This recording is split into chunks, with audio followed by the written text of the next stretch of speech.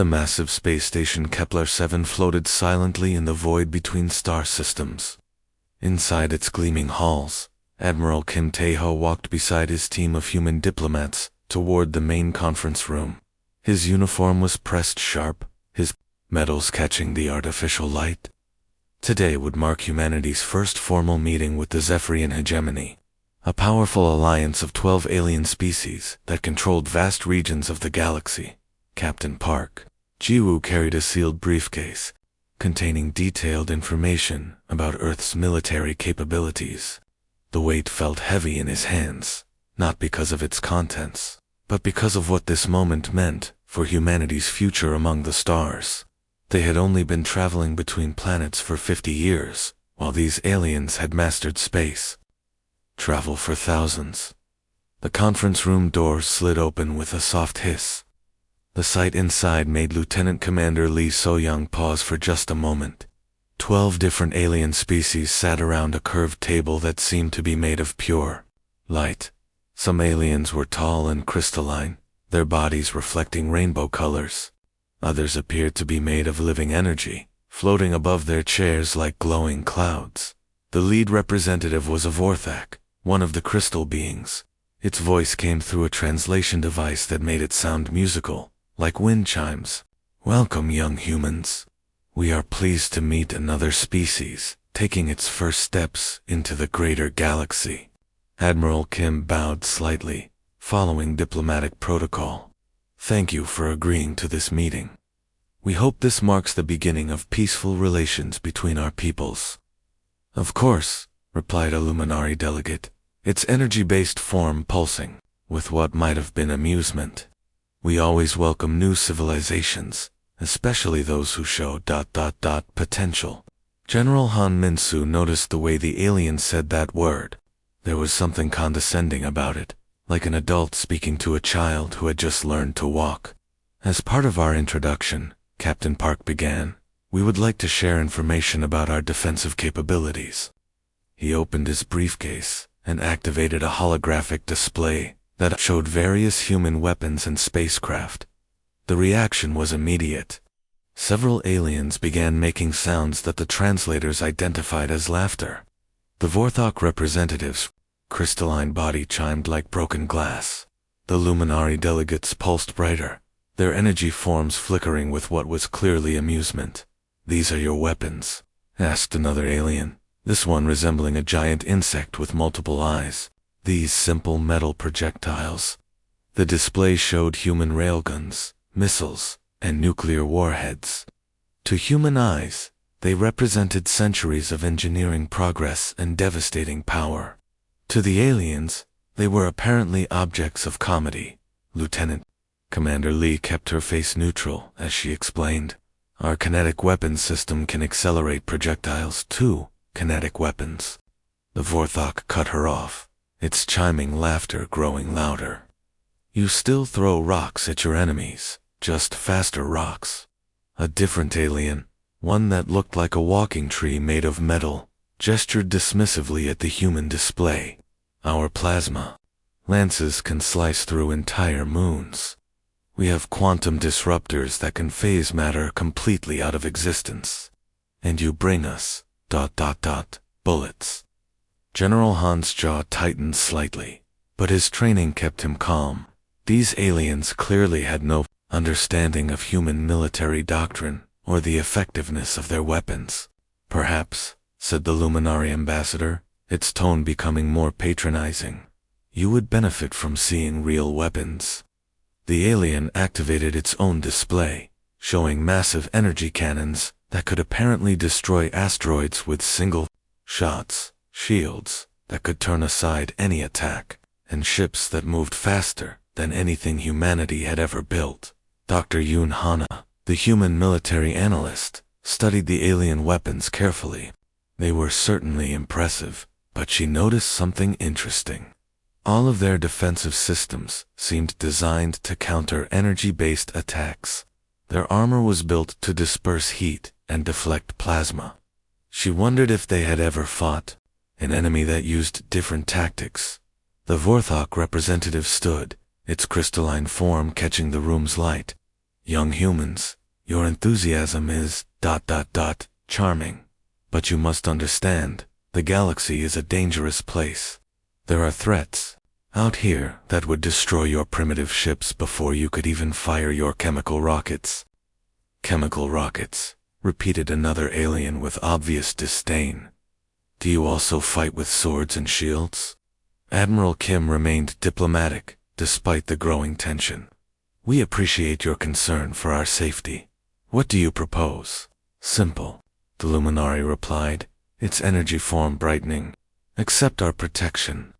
Your species shows promise, but you need guidance. Serve as miners and resource gatherers for the hegemony. We will provide security and ensure your survival. The room fell silent, except for the gentle humming of the station's systems. Captain Park exchanged a quick glance with Admiral Kim. The offer was clear. Become servants or face the galaxy alone. We would need time to consider such an important decision, Admiral Kim said carefully. Of course, the Vorthok chimed. Take all the time you need. But remember, protection is much better than the alternative. As the meeting ended and the aliens filed out, their laughter still echoing in the corridors, the human delegation gathered their materials. None of them spoke until they were safely back in their own section of the station. Well, General Han said quietly, that was enlightening. Admiral Kim stared at the closed door where the aliens had departed. Indeed, they have no idea what they're dealing with. 6 months had passed since the meeting at Kepler 7, and the mood in the human military command center on Earth was tense. Commander Choi Daehyun stared at the massive display screen that showed the edge of human space.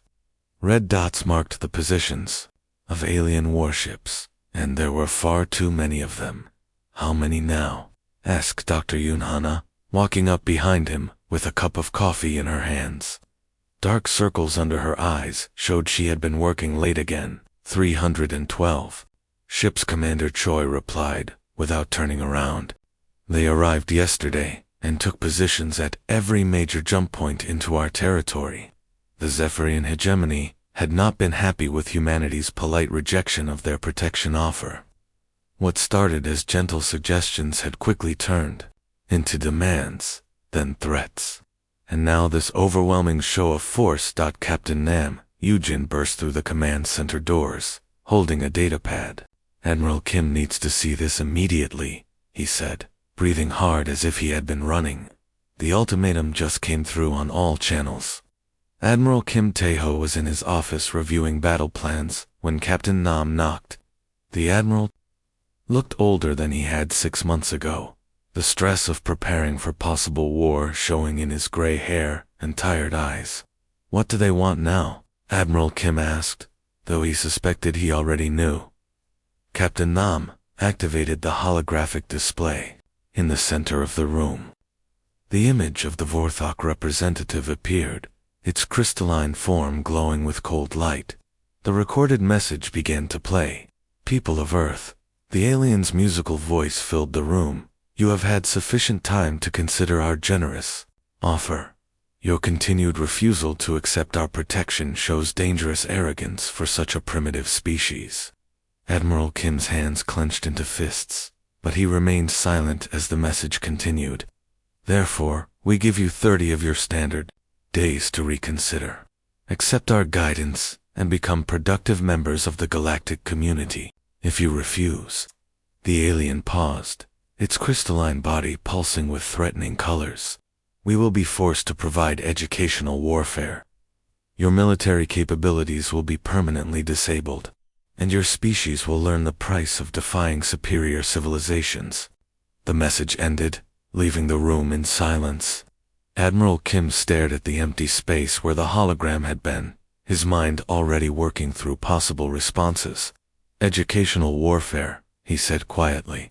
They're not even planning to destroy us completely. They want to break our toys and send us to our room like naughty children. Down in the Strategic Planning Center, Colonel Shin Dong-wook was already hard at work with his team of analysts. Maps and charts covered every available surface, showing alien fleet movements, and battle formations from their previous conflicts. "Look at this pattern," he said to Lieutenant Park Yoon-ji, pointing to a series of tactical displays. "Every single engagement follows the same basic plan. Long-range plasma bombardment to disable enemy shields, then close-range energy weapons to finish the job." Lieutenant Park nodded, studying the data. "Their boarding parties all carry energy-based weapons too. Personal plasma rifles, energy shields, sonic disruptors. They've never fought anyone who used different tactics." In another part of the base, Major Lee Hai-1 was reviewing the specifications of human and alien ships. The differences were striking. Human vessels were built like tanks, with thick armor plating designed to absorb impacts. Alien ships were sleek and graceful, their hulls covered in energy-dispersing materials that could turn aside the most powerful plasma beams. "Their armor is incredible against energy weapons," she reported to General Han Min-soo during their evening briefing. "But look at these stress test results. They've never bothered to protect against kinetic impacts because no one uses them anymore." General Han smiled grimly. "No one except us backward humans with our primitive rock-throwing weapons." Meanwhile, in Earth's orbital shipyards, thousands of workers were busy with a project that would have seemed insane to any alien observer. Instead of building newer, more advanced ships, humanity was retrofitting its fleet with older technology. Mining charges became ship-to-ship weapons. Construction equipment was modified for combat use. Even old chemical rockets from the early space program were being restored and loaded with warheads. Captain Song Joon-ho supervised the installation of additional armor plating on his ship. The modifications made it slower and less elegant, but much more survivable against the kind of weapons humans understood best. "Sir," his engineering officer asked, "why are we making our ships more primitive? Shouldn't we be trying to match their technology?" Captain Song patted the thick steel plating affectionately. "Sometimes the old ways are the best ways. These aliens have forgotten something important about warfare." "What's that, sir?" "That the goal isn't to look impressive or use the most advanced technology. The goal is to win." As the 30-day deadline approached, human fleets began moving into defensive positions. But these weren't the positions the aliens expected. Instead of meeting them in open space, where superior technology would dominate, human ships scattered into asteroid fields and nebula clouds, places where advanced sensors would be confused, and energy weapons would be less effective. Admiral Kim stood on the bridge of his flagship, watching the final preparations. His officers worked quietly around him, checking systems and loading weapons that most of the galaxy considered obsolete. "They think we're just stubborn children who don't know any better," he said to Commander Choi. "They have no idea what humans are capable of when we're fighting for our survival." The countdown timer on the main display showed 72 hours until the deadline. In 3 days, the hegemony would learn that underestimating humanity was a mistake they would not soon forget. The alarm bells rang throughout the human fleet as 200 alien ships appeared at the edge of the Proxima system. Captain Song Joon-ho watched the enemy formation through his bridge windows, their sleek vessels gleaming like deadly jewels against the black of space. "They're beautiful," whispered his tactical officer, Lieutenant Kim Minna, as she stared at the approaching hegemony fleet. The alien ships moved in perfect formation, their hulls shimmering with energy shields that made them look almost alive. "Beautiful and dangerous," Captain Song replied, checking his ship's systems one final time. His vessel looked nothing like the elegant alien craft. It was thick, bulky, and covered in additional armor plating that made it resemble an old-fashioned battleship more than a spaceship. "Admiral Kim." Taeho's voice crackled over the communication system to all 50 human ships. "Remember the plan. Make it look real. They need to believe we're running scared." The human fleet began what appeared to be a panicked retreat. Ships scattered in different directions, some spinning as if their engines were damaged. Captain Song turned his vessel toward the asteroid field that lay deeper in the system, broadcasting fake distress signals that made his ship sound like it was falling apart. The hegemony fleet took the bait immediately. The alien commander, a Vorthok named Kelthar, watched the human ships flee with satisfaction. His crystalline form pulsed with pleased colors as he gave orders to his fleet. "Pursue them," Kelthar commanded, his musical voice filling the bridge. "Drive them into the asteroid field where they cannot escape. This will be over quickly." The alien ships accelerated forward, their plasma weapons charging for what they expected to be an easy victory. Their sensors detected the human ships limping through the scattered rocks and debris, apparently trying to hide among the asteroids. What the alien sensors did not detect were the thousands of old, nuclear mines that human engineers had carefully placed throughout the asteroid field over the past month. The devices were so simple and primitive that the advanced hegemony scanning systems dismissed them as harmless space junk. Commander Biksu Jin crouched in the pilot seat of a disguised mining vessel, watching the alien fleet enter the trap zone. Her ship looked like a broken-down cargo hauler, drifting helplessly among the asteroids. In reality, it was the command center for the entire operation. "All units in position," she reported quietly into her headset. "Enemy fleet is in the kill zone." Hidden throughout the asteroid field, dozens of human ships waited in silence. Some had shut down all power except life support, making them invisible to alien sensors. Others hid behind large rocks, their crews holding their breath as the enemy ships passed nearby. Lieutenant Colonel Zhu Jae-sung sat in his command bunker on a large asteroid, his finger hovering over a single red button. Around him, his team monitored the positions of every alien ship in the field. They had been preparing for this moment for weeks. "Distance to nearest enemy vessel?" he asked quietly. 2 kilometers and closing," replied Sergeant Park Duhayan, watching his instruments carefully. "They're right on top of the primary cluster." The hegemony ships continued their pursuit, confident in their superiority. Their energy shields glowed brightly, ready to deflect any plasma or laser attack the humans might attempt. The alien crews laughed and joked about how easy this battle would be. That was when Lieutenant Colonel Ru pressed the button. The explosion was unlike anything the aliens had ever experienced. Hundreds of nuclear devices detonated simultaneously throughout the asteroid field, turning space itself into a storm of fire and radiation. The electromagnetic pulses from the bombs washed over the alien fleet like invisible tsunamis. The hegemony, ships designed to fight elegant energy-based battles, found themselves caught in a chaos of raw kinetic force.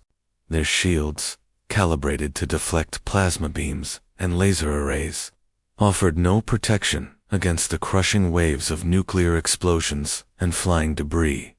Major Oh Seo-jin watched through her periscope as alien vessels tumbled helplessly through space, their beautiful formations shattered. One crystalline Vorthok ship cracked down its entire length like a broken window. A luminary energy being craft flickered and dimmed as the electromagnetic storm disrupted its core systems. Phase 2, Admiral Kim's voice commanded over the communications system. "All ships, emerge and attack." Captain Song powered up his engines and burst from his hiding place behind a massive asteroid. His ship's mass drivers were already loaded, with tungsten rods the size of telephone poles. The targeting system locked onto a reeling alien vessel and fired. The metal rod shot through space at a significant fraction of light speed. When it hit the alien ship, it punched through the hull like a bullet through paper. The advanced materials and energy-based defenses that made the vessel nearly invulnerable to plasma weapons were useless against simple metal moving very fast. All around the battlefield, human ships emerged from hiding and opened fire. The weapons they used would have made any galactic military expert laugh. Chemical rockets with explosive warheads, railguns firing solid metal slugs, even some old-fashioned missiles with nuclear tips. But the alien fleet, designed to fight opponents who used similar energy-based technology, had no defense against these primitive weapons. Their shields sparked and failed, their hulls cracked and split, their perfect formations dissolved into chaos and panic. Captain Kim Sun-woo coordinated the attack from his destroyer, watching as tungsten rods tore through alien ships like they were made of cardboard. "Target that command vessel," he ordered his gunner. "Make sure their admiral gets a close look at our primitive weapons." The battle that was supposed to be a simple demonstration of alien superiority had become their worst nightmare. The hull of the Luminari command ship had a jagged hole torn through its side, and Sergeant An Ji-ho led his boarding team through the breach. His boots clanged against the metal deck as he stepped into the alien vessel, his rifle ready. The air inside tasted strange and electric, like the moments before a lightning storm behind him. 6 other human Marines followed in single file, their faces hidden behind combat helmets. They carried weapons that any civilized galactic species would consider laughably primitive automatic rifles that fired metal bullets, grenades filled with explosive chemicals, and combat knives made of simple steel. The Luminari crew members floated in their energy-based forms near the far end of the corridor, their glowing bodies pulsing with fear. They had never seen boarding parties like this. Every military engagement in their history involved sophisticated energy weapons and elegant combat protocols. "Stay back," one of the aliens called out through its translation device. "We are protected by personal shields." Private Yu Minho stepped forward and pulled the pin from a fragmentation grenade. The device was nothing more than explosive powder, surrounded by metal pieces designed to fly in all directions when detonated. The alien energy shields, which could turn aside the most powerful plasma beams, were completely useless against flying chunks of steel. The explosion filled the corridor with deadly fragments. The Luminari crew members flickered and dimmed as the simple metal pieces tore through their energy forms like they were made of air.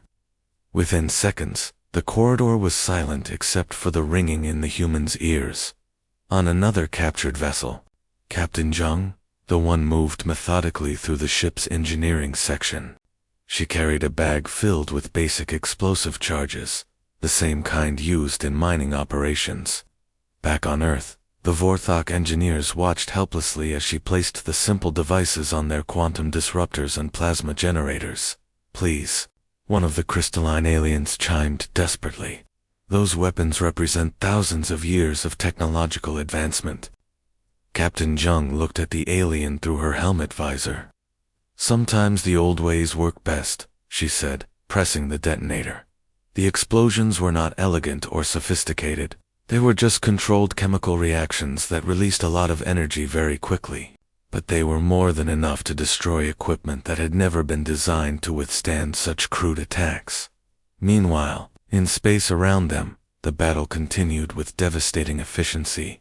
The remaining alien ships tried desperately to retreat, but they discovered that human defensive platforms were tracking them with guidance systems so simple they seemed impossible. Colonel Park Min-young coordinated the pursuit from her fighter squadron. Her pilots flew ships equipped with chemical rocket engines and fired missiles guided by basic radar systems. The alien electronic warfare specialists, trained to jam sophisticated quantum targeting arrays, found their countermeasures completely useless against technology their own ancestors had abandoned millennia ago.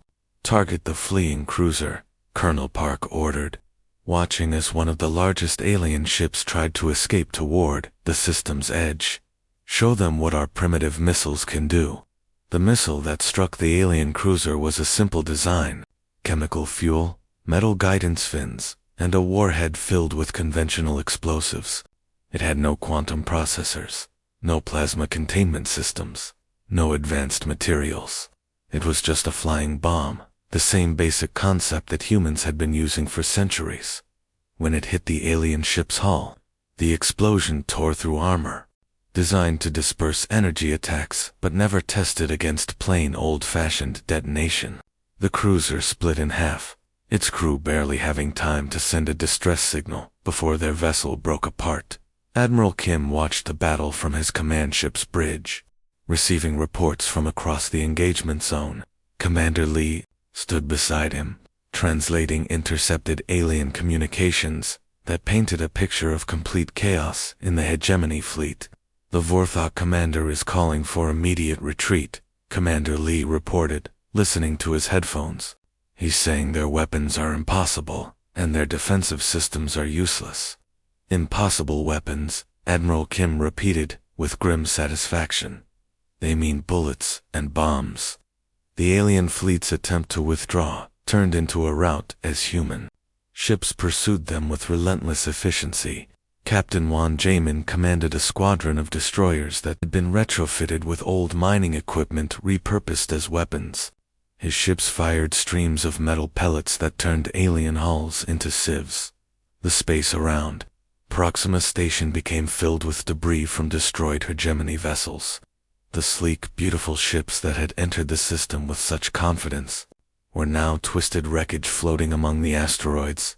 Their advanced technology, perfected over thousands of years, had been defeated by weapons that most of the galaxy considered museum pieces. Major Seo Young-ho coordinated rescue operations for the few surviving alien crew members. Many of them were in shock, unable to understand how their superior civilization had been defeated by such primitive opponents. Their translator devices kept repeating the same phrases over and over. Impossible, ... cannot be, shields should have held, as the last alien ships disappeared into hyperspace, carrying news of their defeat back to the Hegemony Council. The human fleet began collecting their wounded and counting their losses. They had faced an enemy with overwhelming technological superiority, and won through superior tactics and the effective use of simple, reliable weapons. The Battle of Proxima Station was over. Of the 200 ships that had arrived to teach humanity a lesson, fewer than 30 escaped to tell the tale of their humiliation. 3 weeks after the disaster at Proxima Station, the main Zephyrian hegemony fleet arrived to find empty space where their advance force should have been celebrating victory. Fleet Commander Zethkar, a towering Vorthok whose crystalline body normally glowed with confident blue light, now pulsed with confused orange patterns as he stared at the debris field through his ship's view screen. "This cannot be correct," he chimed to his tactical officer. "Where are our ships? Where are the conquered humans?" The debris told the story. Twisted metal from once beautiful hegemony vessels floated among ordinary asteroids. Scorch marks and radiation signatures painted a picture of devastating explosions. The tactical officer, a nervous luminary, whose energy form flickered with anxiety, analyzed the wreckage with growing disbelief. "Sir," the luminary reported quietly, "the damage patterns are ... unusual.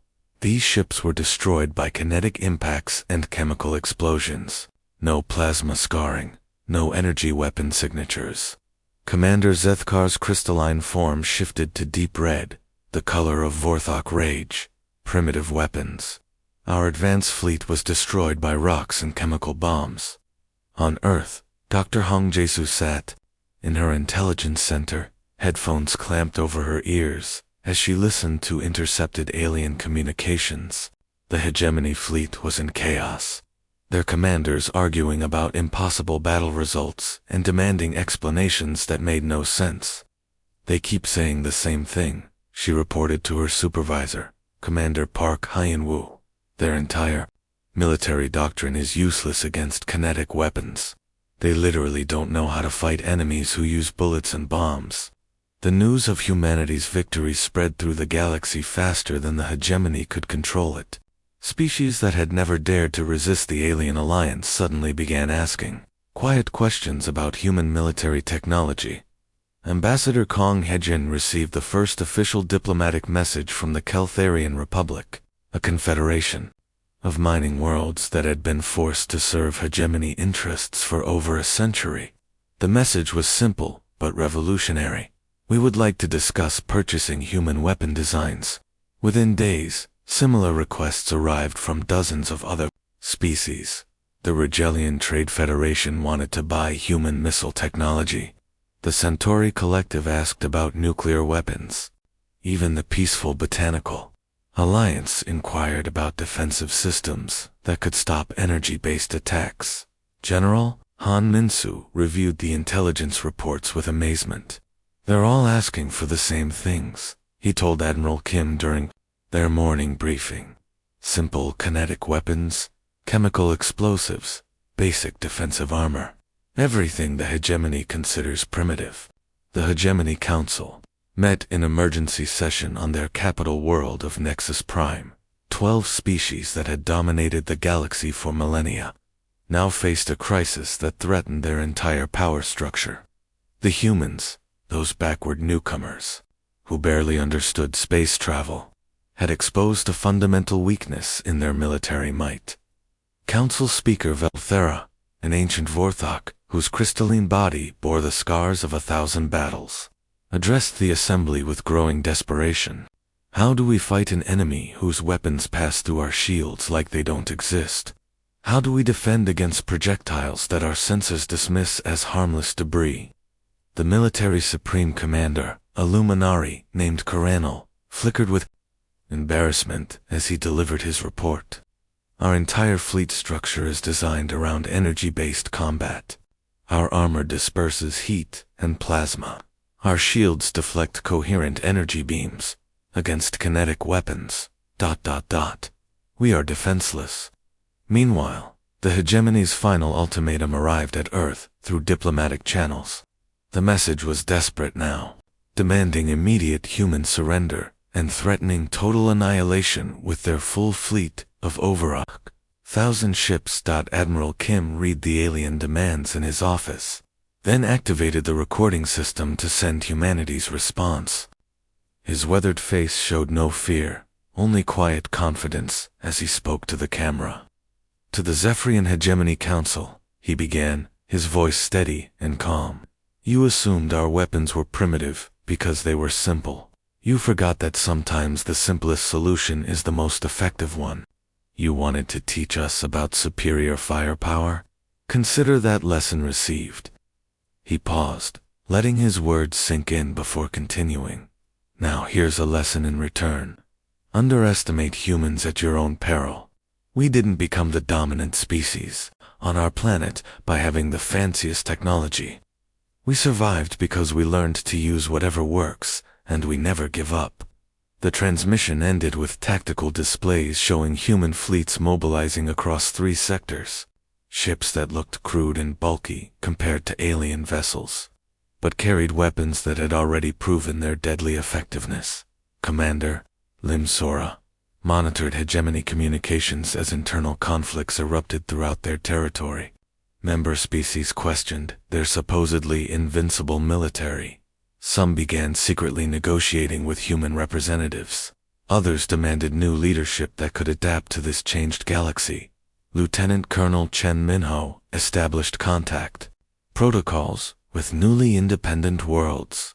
The hegemony's grip on power was weakening as species realized they no longer needed to fear energy weapons that could be defeated by simple metal armor and kinetic projectiles. Within months, the balance of power in the galaxy had shifted completely. The aliens who had once mocked human weapons now faced rebellions armed with human technology.